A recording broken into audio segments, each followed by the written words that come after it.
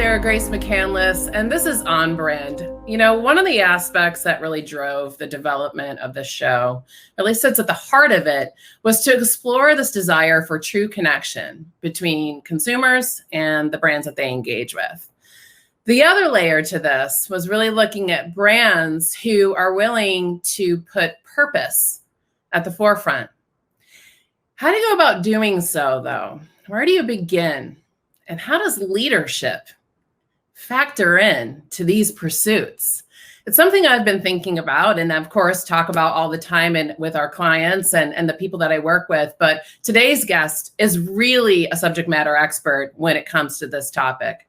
Mory Fontanez is the founder and CEO of 822 Group, and she's here today to talk to us about purpose-led leadership and the transformation consultancy that she developed and leads today. Mory, welcome to OnBrand. Hi, thank you so much for having me. I'm excited to be with you. I'm so excited to have this conversation with you. I think it's vital and critical to how we do business, how we show up in our lives, not just in the workplace, but all around too. I would love for you to start by telling us a little bit about your career path and what led you to develop 822 Group.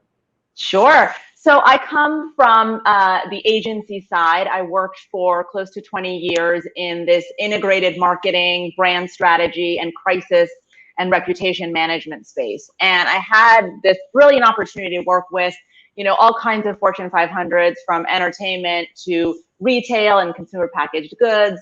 And, what I started to realize over this time is that when brands and businesses found themselves in crisis and they would call in experts like myself to help, what was really happening underneath that was a core issue.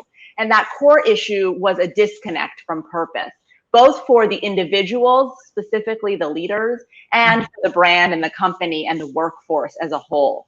So 822 Group is really my answer to that. I felt that I wanted to devote my career to helping solve the actual problem rather than treat the symptoms. And that's really to reintroduce leaders and ultimately their brands to their true purpose, to make sure that there's alignment across the organization and for the individual around that, so that ultimately the business can stand up and do what society is asking for today, which is to lead in a way that is good for themselves and for society as a whole.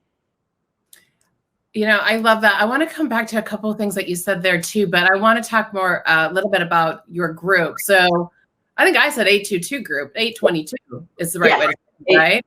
Yes. What about this name though? I'm really fascinated by it. I love that I'm like, rattling it off like an area code, but 822, tell me how that came to be. What inspired the name? I wanted to make sure that it was the kind of name that wasn't just my name, so that it could be representative of a group. And so as I started to brainstorm that, I thought, how do I put my mark on it, but keep it open? And so 822 is actually my birthday. Oh. What really sealed the deal for me was actually just looking into the meaning of numbers and understanding that 8 means infinite and 22 means mastery. And so for me, it felt that that's actually what we're trying to transform our clients into, is infinite mastery of what they do. I love that. I guess that does it make you Virgo? Because I'm a Leo. It makes me a cusp. It makes me a Leo Virgo. You're right there on the cusp. Okay, well, we'll have the follow-up show on numerology behind it. I love that though. So there you go. There's purpose right there in the naming of your consultancy. Let's talk about that too. Transformation consultancy. That is how you position 822 Group. Tell me more about what that means. I really believe that all of us that are on this planet trying to do what we're here to do, which is ultimately our purpose, are going through a constant evolution and transformation. And so transformation consultancy is about bringing that same universal truth to the idea of a business or a brand. It's embracing this notion of constant transformation. But the reason I also like that word is because it's about aspiring to the highest form of yourself. And so we believe that for a business or a brand, it needs to treat itself, its leadership needs to treat the organization as it would, itself as an individual going through this kind of ascension to almost a higher consciousness, a higher version of itself. And so we are seeing ourselves as the guides through that transformation to get to that point. Wow. And, so the root of the root here is behind the leadership, right? And understanding for the leaders to understand what their higher purpose is. Right. How do you know if you know what your higher purpose is? How do you answer that question, or where do you go? What's kind of like the first step? If I were going to want to train for a marathon, I would start by maybe running a mile or walking a mile. What's the first step in either understanding if you know what it is, or taking the step towards defining what your higher purpose is? Yeah, there's two equal parts to this. The first is to get really curious about yourself and delve into understanding yourself better, which I'll get into in a moment. And the second is to dismantle unhelpful belief systems in your mind that are holding you back from seeing the truth of what you're meant to do and how you can be successful. In that first part, your higher purpose is really just the integration of the things that you are naturally good at, that you've been told that you're good at since you were a child, even, that just came naturally to you, and the things that fill you with a sense of fulfillment, that fill you with joy or that buzzing feeling. Everyone would describe it differently, but really having the curiosity to delve in and understand what are those two things, and where are the moments in my career or in my life where I've seen those two things integrate, and what has happened, what's come of that. So it's a self-exploration is the first step. And then that second piece is really understanding all of the negative biases you have to your own purpose, to succeeding, to believing that you can succeed and others can succeed simultaneously. What I always say is that the great lie about purpose is that it's your godly mission, that it is, you go off and work for a nonprofit. But the truth is that your purpose should make you very successful. And if wealth is success to you, then purpose and wealth sit side by side. They are not different. Okay, so let me give you an example. I think that's a great way to break it down. So if I think about something that's I'll use myself as the litmus test here. I think of myself as very empathy driven, an empath at the core. Yeah. That's very inherent to me. I have been told, so breaking down the stories that don't serve me. In the past, I've been told that that's a detriment to my leadership. So is that sort of a good example there of a starting point, that that's in fact a strength, not a weakness, which is celebrated now in the work that I do. But there was a time where it wasn't. And I think there was an idea too, where like a list that people had to check in order to be quote unquote a leader, as though that's universal, as though everybody is always going to bring the same thing to the table. What do you think about that? What is that? Is there a list? Is it different for every person? Well, so let me answer. I see two questions in there. The first is, if I were coaching you and you were to bring that into one of our sessions, we would really look at your empathy. The first thing that I'll say is that empathy is a massive clue. Being an empath is a really big clue around your purpose. It means that if you can feel other people's feelings, you are then meant to do something with that, right? Now, where we would break that down, though, when I say getting curious about it, is where are the moments where that empathy has filled you with a sense of fulfillment and really makes you feel like you are contributing in a way that is for your own good and the good of others, and where are areas where that empathy has made you feel badly? Where has it held you down? Where does it allow other people to burden you or to infringe on your boundaries in a way that is not healthy for you? So that's what I mean about the exploration, right? If it's good, if it's fulfilling, we're on the purpose track. If it's not filling us with that notion, then we either need to go back and understand our own triggers, or we need to separate that part of our gift and create boundaries around it. So that's the answer to your first question. I think you asked me, is there a list for successful leadership? Was that the second one? That's right. Yeah. The answer to successful leadership is to delve into your own instincts. I have been saying recently that I want people to trade in the word successful leadership for instinctual leadership. And that is about trusting self and stopping the doubt that we create, but that others create when we do things that make them uncomfortable, when we frighten them with our intuition or our courage or our knowingness. and they then give us a box to fit into so they can be comfortable. That's not success. Understanding your instincts and leading in that way is success. I think that's remarkable. That's so insightful, and it makes sense when you say it, right? But it's interesting when you think about examples of where you see it in action. And that kind of leads me to my next question too. So, understanding your higher purpose as a leader is critical. How does that then sort of transpire through the brand and the company, and then ultimately into the customers that they are trying to connect with and find? Yeah. We'll start with when you don't understand it, what happens, and then we'll get to how it does trickle down when you do. I think that when you see cultures that feel toxic, when you hear from a workforce that feels like they can't trust their leadership, or they're just not inspired to be there, that is one trickle down effect of not being aligned with your purpose. Because when you are sitting at the top and leading this organization, it's so critical that you come into that every day with your why as your North Star, and that you feel aligned with your why and the why of the organization you're leading. So I think that the trickle down effect negatively for the workforce is what we now call toxic work culture. The trickle down effect negatively for the consumer is a disconnect from the consumer. Ultimately, you use the word empathy, you're not able to truly practice empathy for the customer, which means understanding what they need without judgment, if you aren't in a place of clarity as the leadership or as the brand. Now, if you flip that and you do the purpose work, the change is so transformative. The first is that the clarity that comes from the top to then the leadership team allows for true alignment. Once the leader understands their purpose, they can inspire their leadership team to understand purpose, and they can make decisions from that strong power place of purpose together. And that is how you can come to alignment. When you have a leadership team that's aligned, then you have a workforce that feels that they can trust what they're being told, because they're not being told different things, or they're not sensing that there's this unspoken misalignment that they can feel. The second thing is you start to lead in an inspiring way. When you talk about purpose, other people want to pursue purpose. So then you have a workforce that's becoming purposeful, that's understanding their own individual purpose, so that part three, the brand can start to talk about purpose in an authentic way.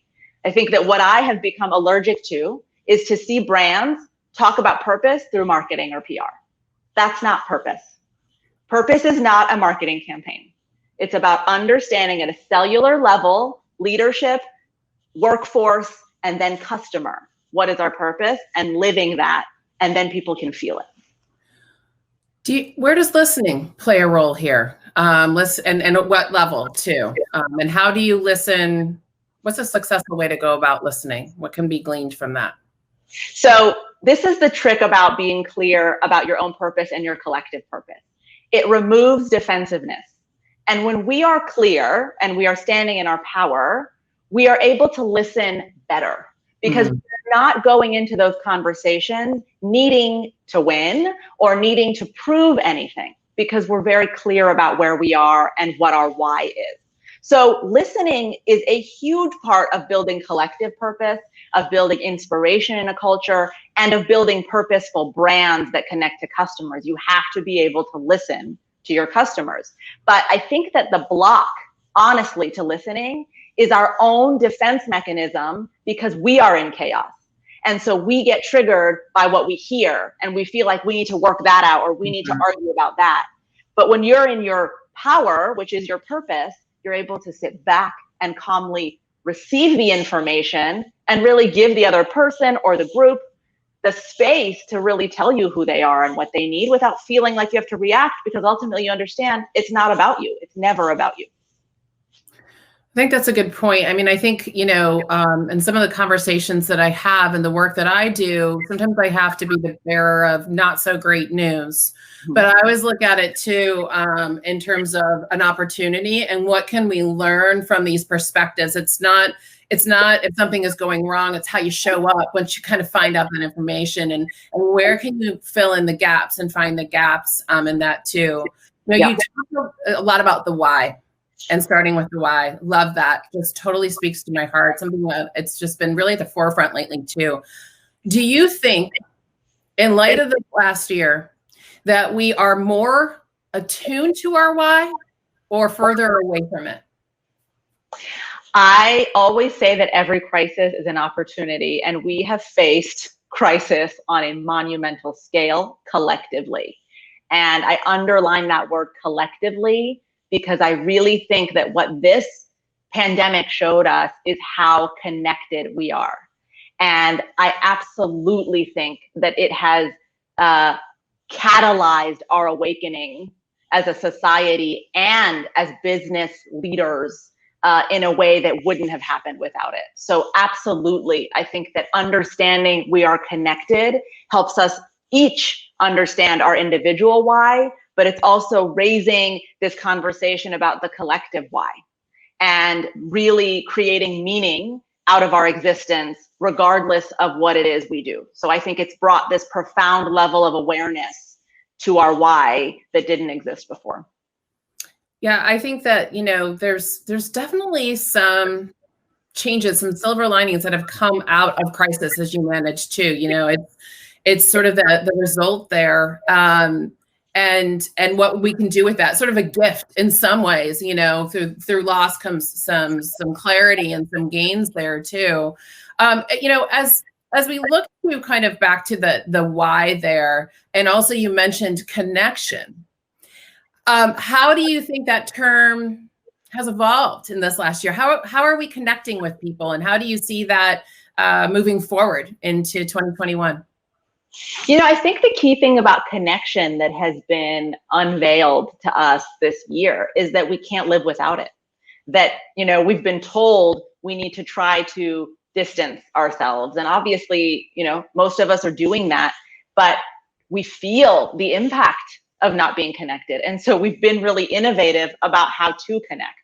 So I think that just the value of connection has increased, or at least our awareness of our value of connection has increased. But I think the other thing we're learning is that, we don't have to be able to touch each other to be connected, that we can be connected from a distance, and that we need to work on cultivating that connection from a distance. And so what light bulb does that then turn on, right? If you can connect with your team from home, that means that you can be connected to someone across the globe as well. And you can then practice this sense of empathy for others that you aren't in the same room with, because you're starting to practice how to do that through a screen with your own small world. And I think that has this exponential effect that, we're building the muscle to be able to truly understand and embody.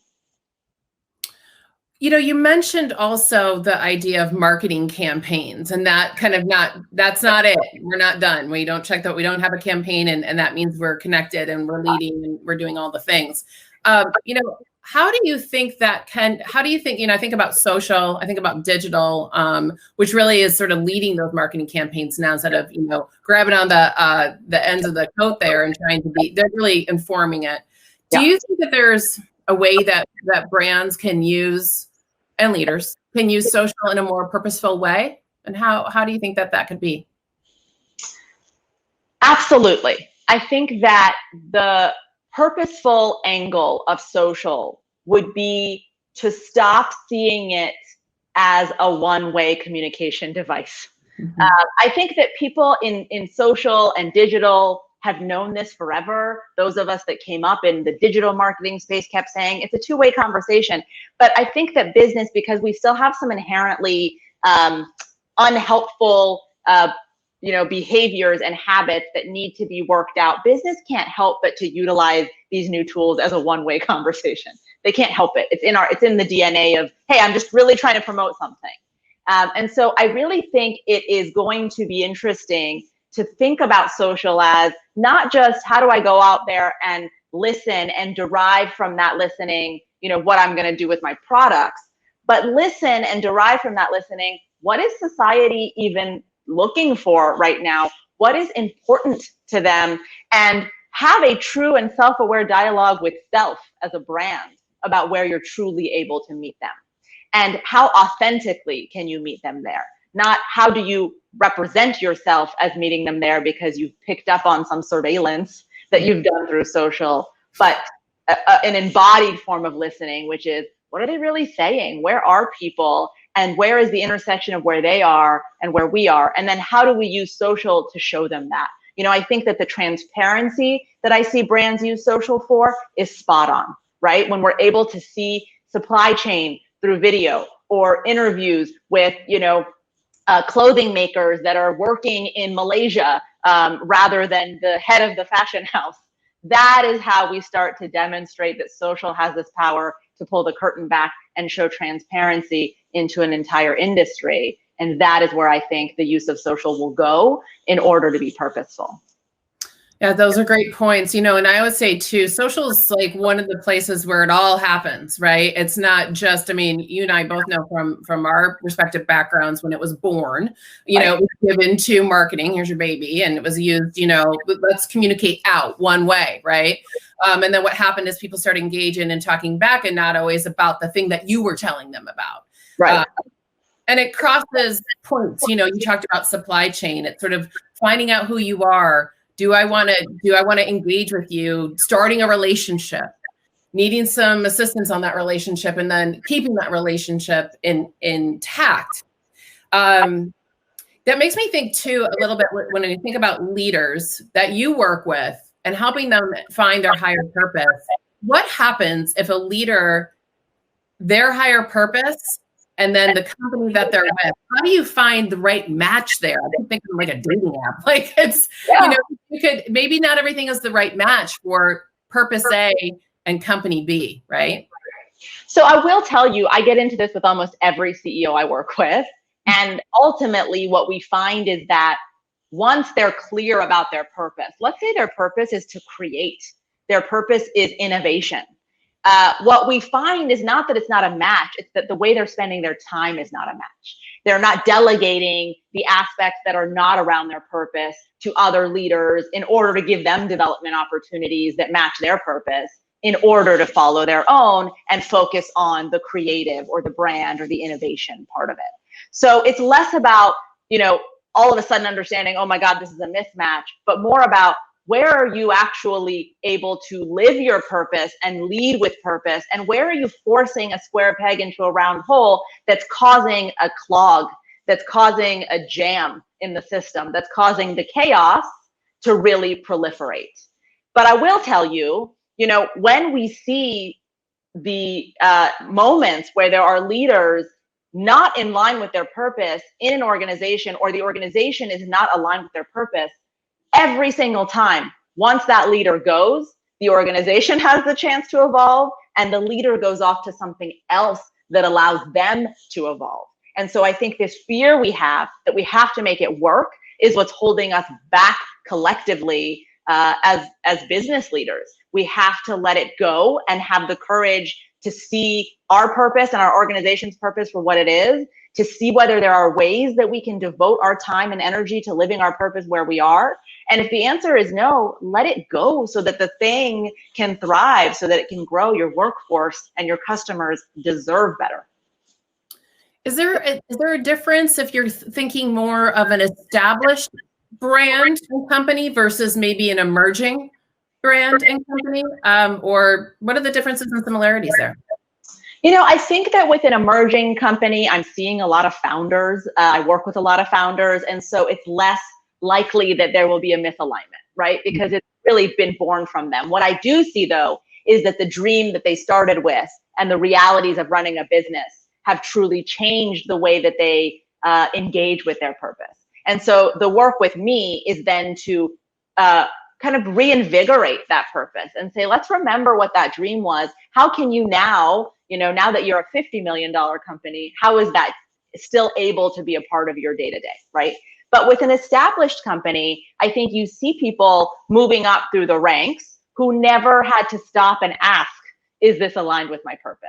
And those are the times that you might find a leadership that truly is not there for the highest good of the organization and themselves. They're there because that's just the next thing you do. And they got the stamp of, you did a good job, you got promoted. And so that's where that excavation, for me, I find that really interesting, because the light bulbs that turn on for those executives really allow them to change the way that they interact with their teams. Most of the time, again, it's still aligned. It just means they're supposed to do something differently or do it in a different way. The other thing I love in established companies is working with groups of leaders. We do these leadership clarity facilitations where we really come in and look at the leadership across the board and say, where are you aligned? Where are you not? And how can we be okay with these gaps? What is our behavior around misalignment? And how do we look at that from a purpose standpoint and allow ourselves to collaborate even better by accepting the areas where there's misalignment, putting them out into the open and shining light on them? Yeah, that's a great point. And I mean, in all of your work too, or just as an observer, is there a company or brand that you really think is kind of illustrating some of these principles that you're talking about today? Yeah, I've been talking a lot about Satya Nadella, who is the CEO of Microsoft, just because, I read the book that they wrote, and what I loved is that he talked so much about the soul of the business. And I thought, wow, that's exactly right. It's, this organization that's been around forever has accumulated this soul, this entity that describes what Microsoft is. And so to have a leader delve in and try to understand that, and then bring his own purpose and his own, soulful way of leading, to inspire his leaders, to turn on those light bulbs for leaders, you really start to see it now, not only in the culture, but also in the products they're creating, in the way that they're looking at accessibility and technology. They're really able to answer a higher calling, a higher purpose, because he is very purposeful, and he saw the organization as an entity that needs to be a living, breathing, purposeful entity, not just a revenue creating, organization. Yeah, it's a great example. And that got me thinking too, kind of about back to the customer experience. And how do you think this type of leadership, what are some of the, again, kind of the ripple effect, the benefits, how does that inform or impact customer experience? I think it acts as a magnet. I think that Apple is highly purposeful, and there is a energy around Apple that is hard to articulate or make tangible, and people are drawn to it. And so I think that once we can accept the intangible, the things we can't see, once we can accept that we come from a higher frequency when we have collective purpose, and that people are magnetized to it, and there is no explanation that is visible, it's just the law of magnetism. When you elevate your frequency, you attract people to you. That is the relationship with customer that I think we have yet to find words for. I think we're going to get there. I think as we integrate this notion of higher consciousness and business, we're going to start talking about this magnetism that occurs when you come from this frequency as a brand. But I think, the short answer to your question is it just creates a pull, because you cannot resist what is authentic. You cannot resist what is purposeful. And as a customer, you want that. You want a piece of that in your life to give you a little bit of that feeling. And that is the new kind of marketing. Yeah, it's so well put. So thinking ahead, we're in a new year, going into this new year. It's been quite a year. We look at the past 12 months or so. We're not, quote unquote, out of it yet, right? We're still in this pandemic. We're not post, but there's a light at the end of the tunnel. This is a finite thing. What are some of your thoughts going into the new year in terms of and how is this impacting the work that you do as well? Yeah, as we go into the new year, we have decided to be even more bold about talking about concepts that might feel a little bit strange in the business world. And I think you've heard me talk about things like higher consciousness and business, and really integrating what is seen as these opposing forces of spirituality and business, or purpose and power, or activism and capitalism. We're really going to go head on into this space between what is seen right now as two polar opposites, to help individuals and companies understand not only by integrating these things can you achieve these, just maximum results that you never even dreamed of. So for us, we're really excited about, being even more courageous. I think because we sit in this place of purpose and chaos, we've been okay through the pandemic, thank God, because there's a lot of advisory that we do around changes that are happening. And I think that for business in the new year, it's really about, I think what's really important is not forgetting the lessons that we were taught this year, not forgetting what we learned through the pain and the difficulty and the challenges, and trying to snap our fingers and go back to the past. There is a new normal we have to collectively build. And so what I ask of business and of leaders is be courageous about how different that can look. Don't be afraid that it is not the way it used to be, or that it may not lead to success. This is the moment to innovate unlike anything else. So well put. That's maybe a great place to kind of wrap things up too. You mentioned, what are the things that we learned in this past year? What are one of the big learnings that you had in this past year? I am very impatient and I do not like pause. And I think what I learned is that pause is the most transformative energy of them all. Because when we can use that time to go inward and heal the things that need to be healed as an organization, as an individual, once it is time, we will propel forward so much faster and further than we ever dreamed. So I've learned to embrace pause. Oh, that's so great. Maury, I could literally talk to you all day long. I feel like you are just an injection of inspiration. And I've learned so much. And I think everyone else who's listening to this has as well. Thank you so much for your time, your insights, and your expertise, and sharing a little bit more about this very, very important initiative and focus that you lead. Thank you so much. Thank you for the time and the amazing questions. I really enjoyed talking.